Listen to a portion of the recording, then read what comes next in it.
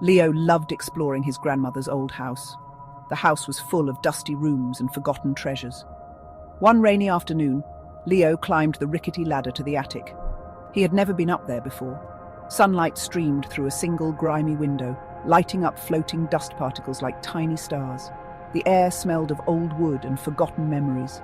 Leo tiptoed across the creaky floorboards, his heart thumping with excitement. He looked around at the stacks of old boxes, covered in white sheets like silent ghosts, watching over the forgotten space. He wondered what secrets this attic held. He pushed aside a heavy velvet curtain and found something amazing. It was a strange-looking chair, made of shiny silver metal and covered in buttons and dials. It didn't look like any chair he had ever seen. It looked more like something from a science fiction movie.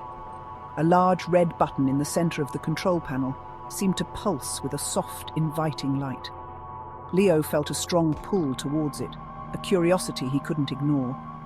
He ran his fingers over the cool metal surface, tracing the strange symbols etched next to the glowing dials. He knew this was no ordinary piece of furniture. Next to the chair was a small, leather-bound book. The cover was worn, and the pages were yellowed with age. Leo carefully opened it. The first page had a drawing of the chair and a single, handwritten instruction. Sit, choose a time, and press the red button. See the world, learn its stories. Leo's eyes grew wide. Could it be true? A time machine? He couldn't believe his luck. This was the greatest discovery of his entire life.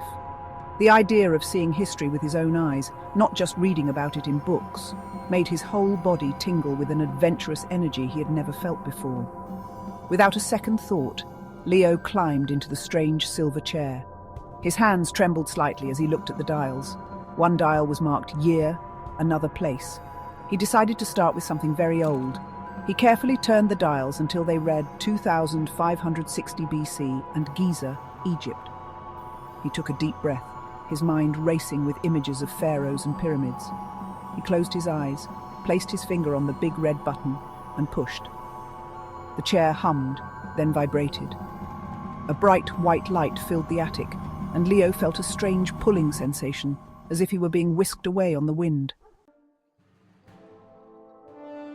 The bright light faded, and the humming stopped.